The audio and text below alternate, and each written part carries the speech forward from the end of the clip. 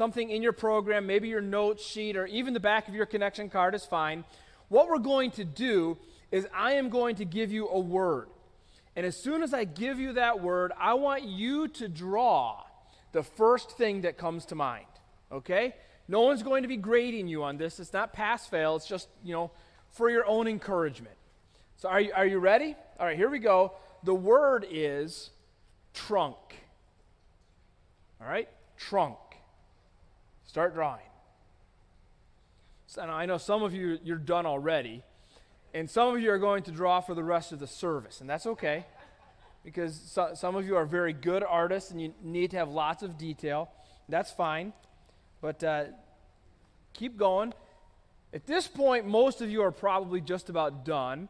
And if you're going to need to keep drawing, you can do that. But let's talk about what you drew. Because my guess is not everybody drew the same thing. So if you drew something having to do with an elephant, raise your hand. All right, good. If you drew something that maybe grows up out of the ground and sprouts leaves, raise your hand. All right. If you drew like a big pirate's chest kind of thing, anybody draw that? Okay. Oh, wow, a lot of you. Okay, you've got a lot of pirates in the second service. Good. If you drew something having to do with a car, anybody draw? Okay. Good. Did anybody draw like the torso of a person? Okay, all right. What about swimming trunks? Did we get any swimming trunks? Okay. Did I forget anything? All right. What's that? Wire? A trunk line. Good. All right. Yeah, so this word trunk has lots of different meanings, and none of them are connected to each other. And so if I say to you, draw trunk, none of us know exactly what I want, right? Now, if I were to say, draw a trunk that can spray water, then most of you would probably draw an elephant. Or if I said, draw the trunk that comes up out of the ground and has leaves, you would draw a tree trunk. Or if I said, draw a trunk that drives down the road, you would draw a car, because you need that context to know exactly what I'm talking about. Context helps us understand. And in the Bible, sometimes it's really important that we understand the context of a certain passage. In fact, if we don't understand why something is being said or written, who it's being said to, what's the surrounding story, sometimes we can really misunderstand. Maybe you've heard the story about the guy who decided he wanted to read the Bible more. And so he said, I need to figure out what I'm going to read, but I don't know what I should read today. So he kind of just opened his Bible and let it fall where it was and stuck his hand and said, Judas went and hanged himself. Well, that can't be what God wanted me to read today. So I'll try again. And he opens the Bible and it falls to another part and he puts his finger down and says, go and do thou likewise. You see, if you don't know the context of a passage, you can get yourself in some real trouble. So over the month of January, we're going to be looking at 4 stories that Jesus told. And these are kind of parable-type stories that he told right at the end of his time on earth, right before he died. In fact, these are the last 4 parables that he told to his followers. But if we're really going to understand what they're all about, we need to have some of the context. And so this morning, before we get to the first story, we'll be spending a little bit of time looking at the surrounding story. What's going on? Why is it that Jesus is telling these stories? What does he want his followers to learn? Because that helps us know what we should learn as well. So we start in the city of Jerusalem.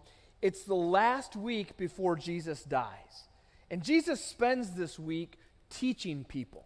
Most of the time, he goes to the temple, which has this big, massive courtyard around it, and he stands out in the courtyard of the temple teaching people, and crowds are gathered, and his followers are around him, and then out on the periphery are the scribes and the Pharisees. You remember these guys? They're Jesus' enemies, not because he wants them to be, but because they hate him.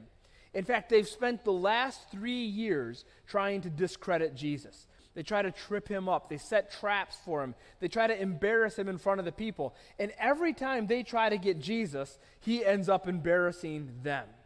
And so their hatred of Jesus grows and grows. And they literally want to kill him at this point. And so here in Matthew chapter 23, Jesus is in Jerusalem and he's teaching, And off in the distance are the scribes and the Pharisees. And even though at this point he's not talking to them, they're listening in. And I want you to hear what Jesus says. This is Matthew 23, starting in verse 1. Then Jesus said to the crowds and to his disciples, "The scribes and the Pharisees sit in Moses' seat." That means they're the ones who are responsible for teaching the law of Moses to the Jewish people. That's their job. That's their role. "So do and observe whatever they tell you, but not the works they do. For they preach, but do not practice. They tie up heavy burdens, hard to bear, and lay them on people's shoulders, but they themselves are not willing to move them with their finger." Jesus says to people, you see these guys around you? They've been given a responsibility by God to teach you the law. And so when they teach you the law of Moses, you should listen to them. But do not follow their example, because they are hypocrites. They do not practice what they preach. He says, in fact, they take the minor teachings of the law and make them into major issues.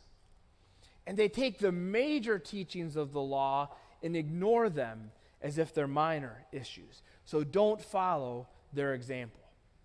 And then if you read the rest of Matthew 23, Jesus lays into the scribes and the Pharisees. This is his last interaction with them where he actually speaks to them. Now there will be one more when they arrest him and put him on trial. But in there he's just silent. He doesn't speak back. And so this is his last time speaking to them, and he uses his last interaction with the scribes and the Pharisees to warn all of the people that they're hypocrites.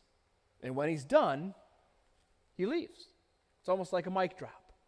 Look at chapter 24, verse 1. Jesus left the temple and was going away when his disciples came to point out to him the buildings of the temple. So the temple is this massive structure. It's one of the largest buildings in the world at that time. It's incredible. And the disciples say to Jesus, "Jesus, isn't this amazing?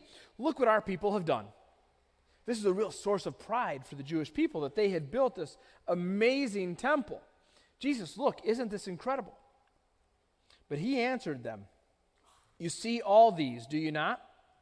Truly I say to you, there will not be left here one stone upon another that will not be thrown down." Now this was shocking, because the disciples would have looked at the temple and said, "That's impossible, Jesus. There is no way these stones can come down." Now these stones are massive. Some of them weigh over 100 tons. Even today, archaeologists are still trying to figure out how they built this building, how they stacked these stones. These stones are way bigger than the ones that were used in the pyramids of Giza. And so when Jesus says they're all coming down, the disciples are saying to themselves, how is that even possible? And as they walk out of the city of Jerusalem, I think the disciples are having this conversation, saying the only way this could possibly happen is if it's the end of everything. The final apocalypse. That is the only way these stones can come down. Now, if you're a history buff, you know that the stones did come down. All of them in 70 AD. And it's a great story. You can Google it, learn more about it. But Jesus was right. But the disciples didn't know that yet. And so as they walked out of town and headed towards the Mount of Olives where they were going to sleep that night, the disciples are talking amongst themselves, trying to figure out what Jesus meant. And when they finally reach their destination, they say, "Let's ask him." So verse 3, as he sat on the Mount of Olives, the disciples came to him privately, saying, "Tell us, when will these things be," these things you've been talking about, "and what will be the sign of your coming and of the end of the age?" So the disciples have decided Jesus must be talking about the end of the world, but they're also attaching in this other idea of Jesus coming. Because what they thought was going to happen was that eventually Jesus was going to come into Jerusalem as a conquering hero. He was going to destroy the Romans, overthrow their rule, free the Jewish people, and reign from Jerusalem. As they say, "Jesus, when is the good stuff going to happen? When are you going to come and rule? And when is going to be the end of the world?" Now they didn't understand what Jesus was going to do. And so Jesus spends the rest of Matthew 24 answering their question for them. And if you read Matthew 24, it's some wild stuff. It's weird. There's wars and rumors of war. There's all kinds of natural disasters. Jesus' followers get persecuted, even to death. There's political upheaval. It's the end times that Jesus is explaining. And we love to talk about the end times in church, right? It's exciting. It's weird. We don't know what it all means. It can be confusing. And for as long as there's been a church, 2,000 years, there have been arguments about how the world is going to end. People love to debate about end times. But there's really three camps of ideas about how the world will end. And they're all based on the Bible. They're called postmillennialism, premillennialism, and amillennialism. Now, I'm not talking about a generation of people here. So if you're in your late 20s or your 30s, I'm not talking about you right now. This is talking about a kingdom. In Revelation 20, there's this idea of a 1,000-year kingdom.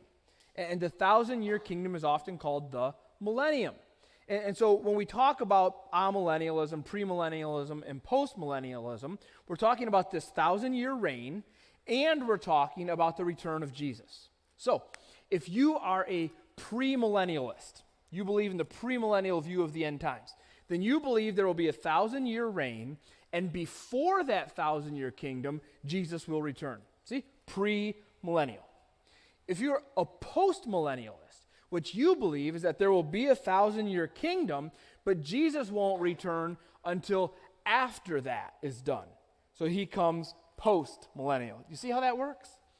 If you're an amillennial person, you don't really believe in a literal 1,000-year kingdom. You believe that the kingdom is more metaphorical or symbolic, and that it's actually started and we're in it now, and at the end of it, Jesus will return. Now, some of you here are really excited that I'm talking about this, and you hope I'm going to spend the rest of the time putting charts up here and lines and diagrams and pictures of dragons and all of that, and I'm going to disappoint you. I'm not going to do that. Some of you are premillennial, some of you are postmillennial, some of you are amillennial, some of you have no idea, and some of you don't care. All right? We have to be really careful with this. Because the truth is that regardless of their position, all of these people are relying on Jesus to save them. They trust the Bible to be God's authoritative word, and they're all going to worship God together at the end whenever it comes. And if that's true, that means that we can all worship God together right now as well. You see, it can be fun to talk about end times. We have a word for end times. It's called eschatology. Eschaton means the end of the age. Ology means study. And so eschatology is the study of the end of the age. And it can be fun to talk about eschatology, maybe with friends around a fire, where you can argue and debate, and you can even learn. You can get someone else's perspective. It can help you see the big picture of the Bible better, and that's great. But we have to be careful, because arguing about the end times almost never makes anybody look more like Jesus. And so we need to be careful that that doesn't become a really big issue that can divide us. In fact, it does divide Christians. Many denominations have been formed because they disagree on whether the kingdom is amillennial, premillennial, or postmillennial. Let me remind you of one of my favorite quotes. I share this every so often from a guy named Alistair Begg. He said, "The main things are the plain things, and the plain things are the main things." And what's he getting at here? He's saying that when we read God's word, there are some things that are plain and some things that are not so plain. And if it's not so plain, then it's not so main. Don't focus on it. If it's really plain, then it's really important. And when we read Matthew 24 or Revelation or Daniel, there's a lot of stuff in there that's not very plain. And it's hard to understand and it's hard to interpret. So we have to be careful we don't make that the main thing of the Bible. So let me take Matthew 24 today and kind of give you 4 ideas here that are really kind of obvious. And so we can keep the plain thing the main thing. Here we go. The first one is that Jerusalem will be destroyed. That Jesus predicted it and it happened. And the idea here is don't put your faith or your trust in what man can build. Right? Because everything that man can build can be destroyed. So put your faith in something bigger. Put your trust in something bigger than that. The second thing that's really plain here is that the world will get crazy. It will. It is. The world is crazy. But here's the thing. We know the world's going to be crazy. Jesus told us. And so when the world gets crazy, when there's wars and natural disasters and political upheaval and all this is going on around us, we as Christians should not lose our head. We as Christians should not be stressed and anxious and upset about this. Jesus told us this was going to happen. So don't worry about it. The world's going to get crazy. Also, Jesus will return. Whether it's premillennial, postmillennial, amillennial, Jesus will return, and he wins. That's really the story of the Bible from beginning to end. Jesus is coming back, and he's going to win. And that's where we get our hope. That's where we get our joy. That's where we get our confidence. But the fourth really important piece of Matthew 24 is that nobody knows when this will happen. Jesus makes a big deal of this in Matthew 24. He says, the second coming is going to be like a thief in the night. The thief doesn't tell you when he's coming. He comes at a time when you don't expect. People will not be ready for it. In fact, no one will expect it because no one knows when it's going to happen. Now, all of this is the context for the four stories that Jesus is going to tell at the end of Matthew 24 and throughout Matthew 25. All right? So look with me at Matthew 24, verse 45. Jesus says this, "Who then is the faithful and wise servant?" So he's going to ask a question. In light of everything I've told you, everything's coming to an end. Don't worry, I'm going to win. You just don't know when it's going to happen. So in light of all of this, who is faithful and wise? Whom his master has set over his household to give them their food at the proper time. So there's a servant and there's a master, okay? And the master says to the servant, you're in charge of everything. And one of your key responsibilities is to make sure you feed everybody who lives in the house. So ancient Near East, you have this idea that you have households. So you have more than one family all living in one place. You might have extended family, aunts, uncles, grandchildren, grandparents. Then you have all of the servants, and all of them together make up the household. And the master says to the servant, you're in charge of all of this, and one of your key responsibilities, make sure everyone in the household is taken care of. All right? Blessed is that servant whom his master will find so doing when he comes. Truly I say to you, he will set him over all his possessions. So Jesus paints a picture here and says, who's the good servant? Who's the wise servant? Who's the blessed servant? Simple. It's the one who does what he's told to do. It's the servant who fulfills his assignment. In this situation, the assignment is take care of the house. I've given you my resources, take care of my household. And if you're doing that when I get back, blessed are you. Now, what Jesus is doing with this story is he's setting up a contrast for us to look at. He wants us to evaluate two different behaviors of the same servant. So the servant is given the responsibility to look after the household. And if the master comes back and finds him doing that, the master says, blessed are you, well done. But then Jesus goes on. He says, but if that wicked servant says to himself, my master is delayed. He says, hey, I'm not sure he's coming back. He's been gone a long time. This is going to be a theme we see over and over in these stories over the next couple weeks, is that the servants are like, I'm not sure the master's coming back. He's been gone a long time. And what Jesus is preparing his disciples for is this idea, I'm going away, and it might be a while until I come back. So the wicked servant says to himself, my master is delayed, and begins to beat his fellow servants and eats and drinks with drunkards. So now the servant, instead of doing what he's supposed to do, he's using the master's resources to abuse the master's household.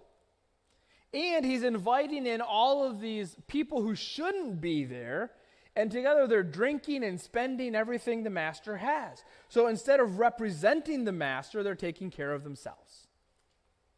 But look at what the master does. The master of that servant will come on a day when he does not expect him, and at an hour he does not know, and will cut him in pieces and put him with the hypocrites.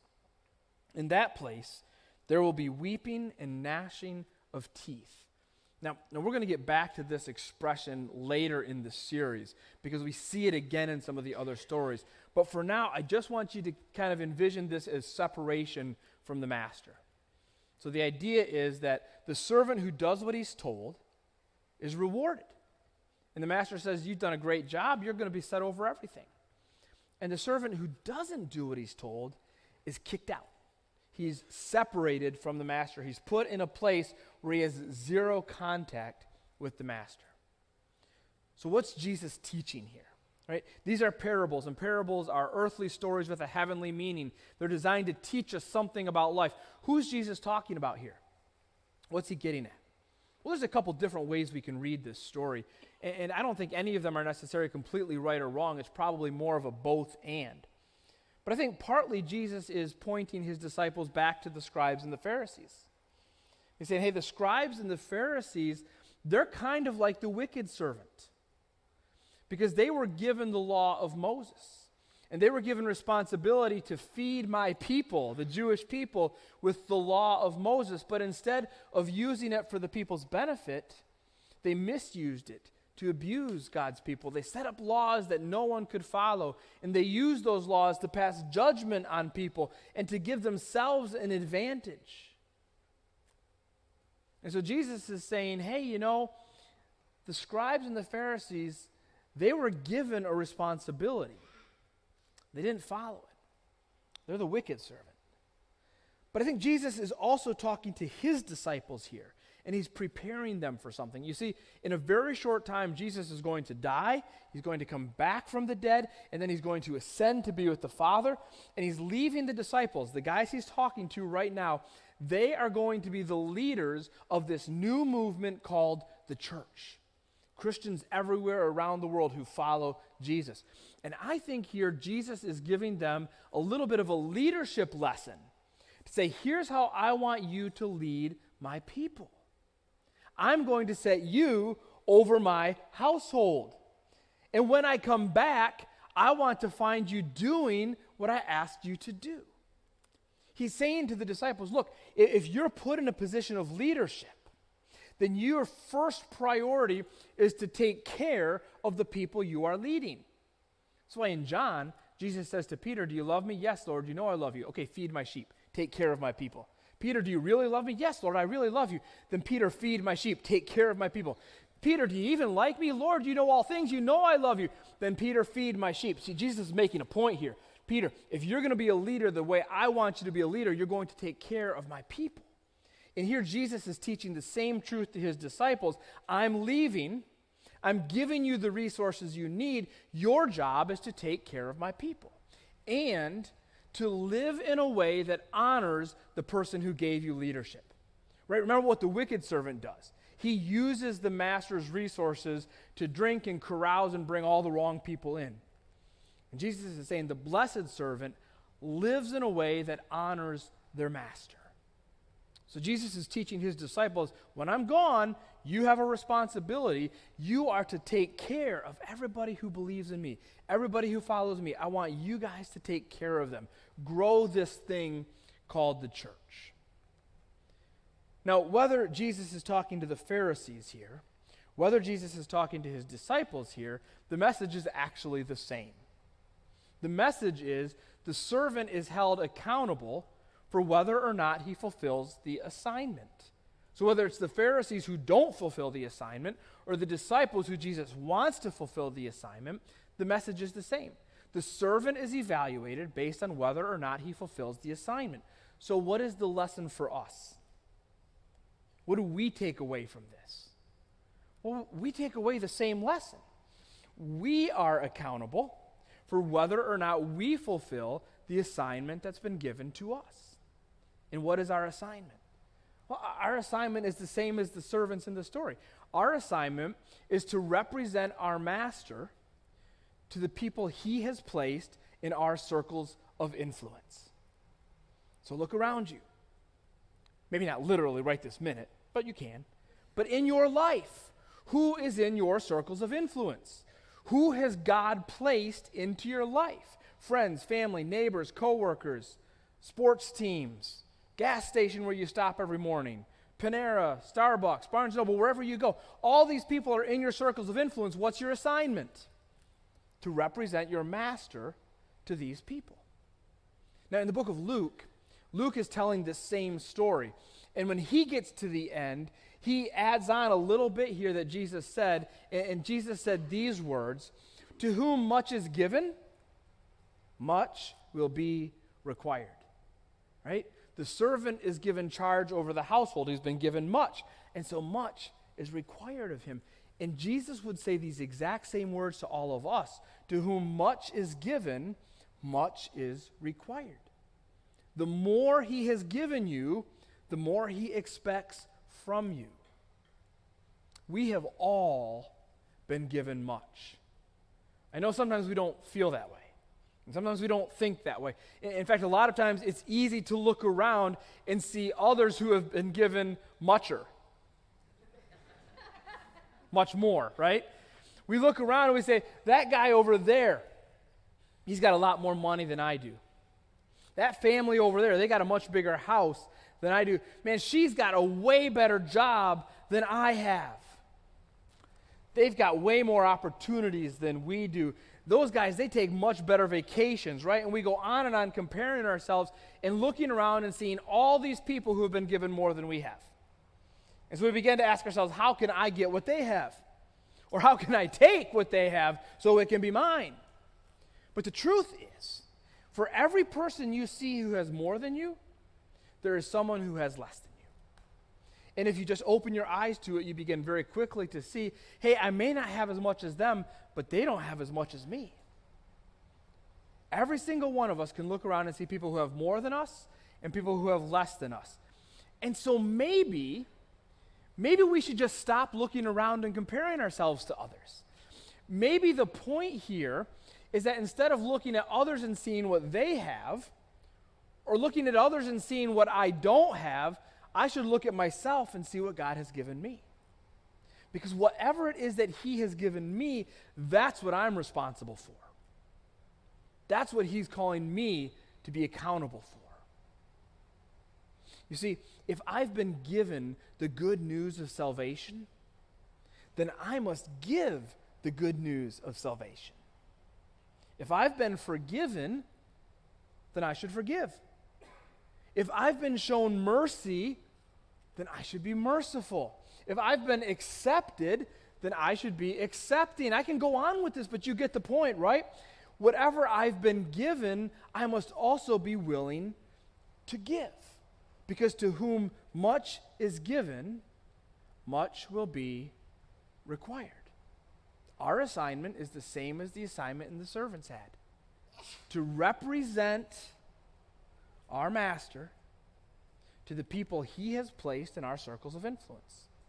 So let me close out this morning quickly by showing you three things that we've all been given. All right? We've all been given a future. We all have a future.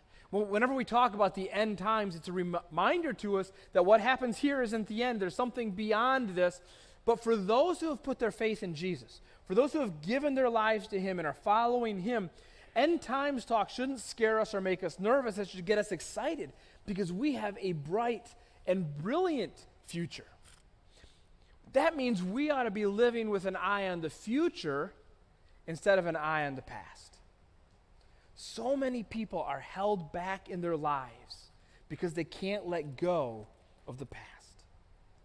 Maybe it's something that someone did to them or said about them, or an incredibly hurtful experience, or maybe it's something that they did to themselves and they can't get past the guilt and the shame, or they're holding on to the anger or the desire for revenge, or they won't let go of a grudge. Whatever it is, that unwillingness to let go of the past holds them back in life. But if you know that Jesus has given you a bright future, then why are you still holding on to the past? You see, this is the picture of baptism, right? We talked about baptism. It's coming up in a couple weeks. Whenever we baptize people here at the gathering, there's this incredible image going on. See, they come from this side, and they come up here to the tank, and they get into the tank right here. And when they go into the water, it's a picture of them entering into death with Jesus. And when I take them under the water, that's a picture of them actually dying to their past. Just as Jesus died for them, they now die with him. The best part about baptism is I don't hold people under. I always bring them back up because that's a picture of the resurrection.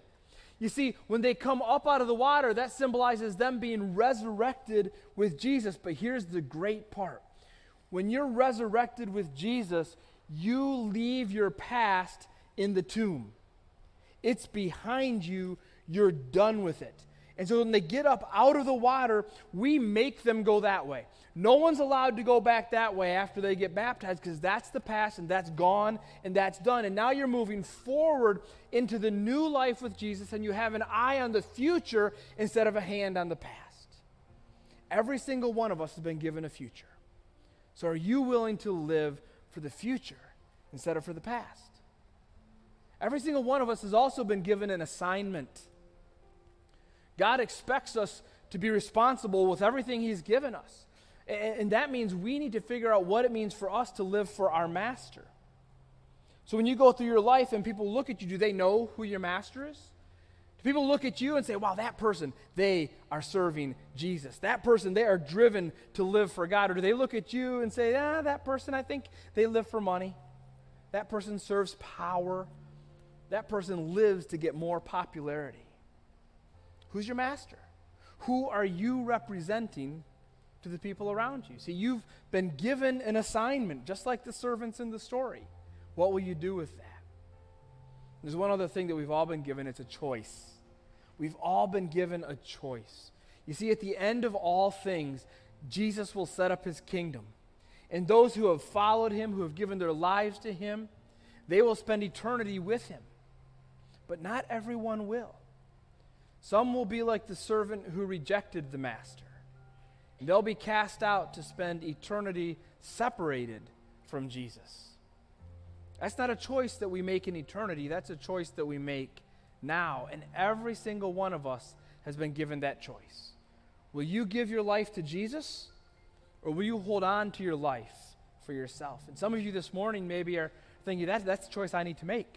I need to do something about that. Maybe for the first time this morning, this is making sense to you, and you're saying, I need to give my life to Jesus. I need to follow him. I want him to be my master. How do I do it? Well, there's no magic ceremony. There's no magic words you have to say.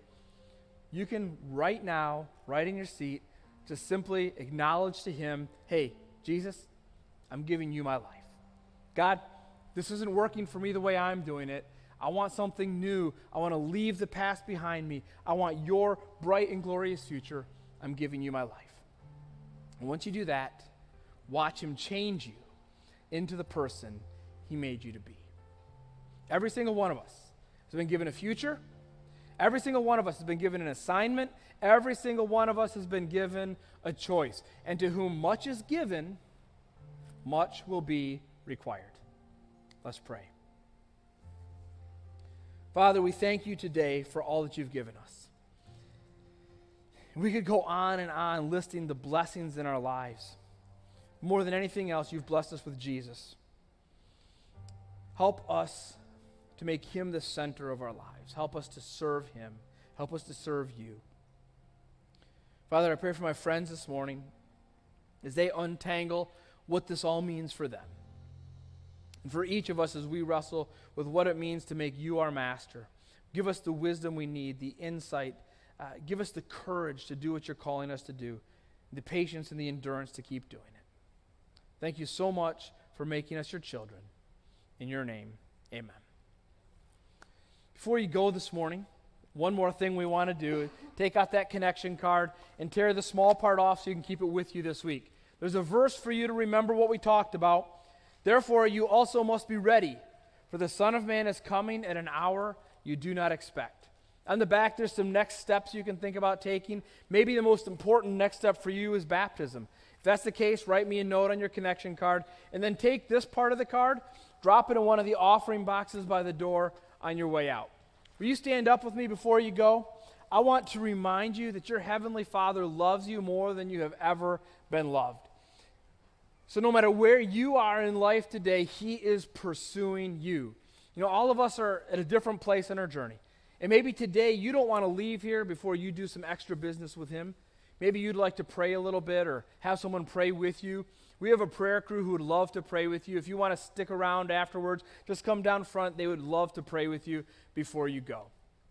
I hope you all have a great week. Don't race out of here. Make a new friend before you go. Have a wonderful time this week representing God to everyone around you. Come back next week for story number 2 from the kingdom of God. And until we're all back together again, may God bless you. Have a wonderful Sunday.